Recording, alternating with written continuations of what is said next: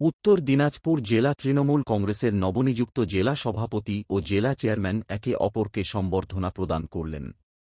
আজ উত্তর দিনাজপুর জেলা তৃণমূল কংগ্রেসের নবনিযুক্ত চেয়ারম্যান হামিদুল রহমানের বাড়িতে গেলেন উত্তর দিনাজপুর জেলা তৃণমূল কংগ্রেসের সভাপতি কানাইয়া আগরওয়াল। একে অপরকে পুষ্পস্তবক ও মিষ্টি মুখ করার পাশাপাশি সম্বর্ধনা জ্ঞাপন করেন।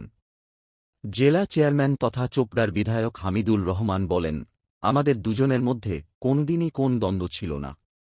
দলকে আগামী দিনে শক্তিশালী করতে হবে, 2-1 দিনের মধ্যেই আমরা বসে আলোচনা করব।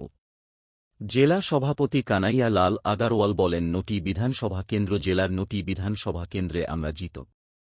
একমাত্র কালিয়াগঞ্জ আমরা জিততে পারিনি, আগামী আমরা কালিয়াগঞ্জ ও জিতব। দায়িত্ব পেয়ে ভালোই লাগছে। দায়িত্বটা নির্বাহন করাটা এটা আরও ভালোভাবে করতে পারি, সেই জন্যে আপনাদের মাধ্যমে সবাই সহযোগিতা কামনা করছি। আর আজকে আমার এখানে আসার উদ্দেশ্য হলো যে আমাদের দলনেত্রী মাননীয় মমতা বন্দ্যোপাধ্যায় ও সাধারণ সম্পাদক শ্রী অভিষেক বন্দ্যোপাধ্যায় আমাদের চোপড়ার বিধায়ক হামিদুল রহমান সাহেবকে জেলা চেয়ারম্যান হিসাবে দায়িত্বটা দিয়েছেন, তাতে আমরা খুবই আনন্দিত। আমরা আগামী দিনে মিলেমিশে যৌথভাবে সাংগঠনিক সিদ্ধান্ত যৌথভাবে নিব।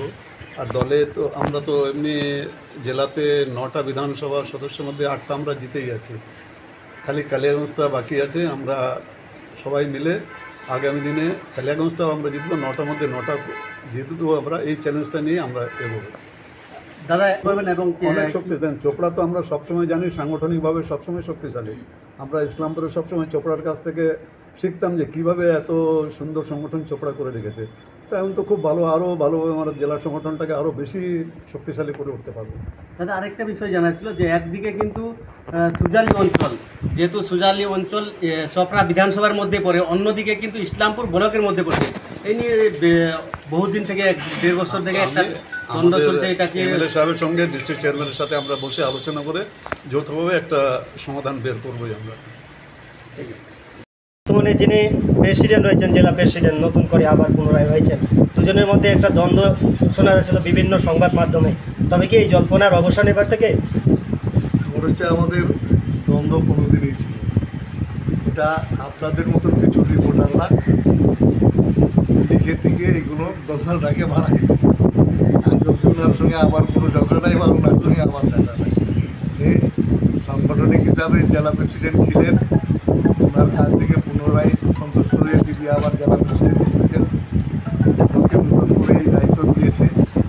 ওনার স্বার্থ পিছনে মিলাই সংগঠনটাকে আরও যাতে আমরা শক্তিশালী করতে পারি। শক্তিশালী নিয়ে আপনারা বললেন, শক্তিশালী নিয়ে খুব সম্ভবত আমরা 5-7 দিনের মধ্যে বসে যা বিশেষণ হয় আমরা দলগত নিয়ে যা ব্যবস্থা নেওয়ার নেব। আর বিশেষ করে 2-1টা লোক রয়েছে যা থেকে এটাকে জিয়ায় রাখলে ওদের ইনকাম কামাইয়ের ধান্দা হয়, এটাকে করতে দেওয়া যাবে না, এটাকে বন্ধ করতে হবে। জেলা প্রেসিডেন্ট আপনাকে সংবর্ধনা দিতে আসছে, কী বলবেন জেলা প্রেসিডেন্ট? এতে তো ওনাকে অবশ্যই ধন্যবাদ জানাচ্ছি এবং দেখি আমরা দেখতেই পারবো নতুন জেলা প্রেসিডেন্ট রয়েছে, নিশ্চয়ই আমরা দিনকাল ধার্য করে আমরা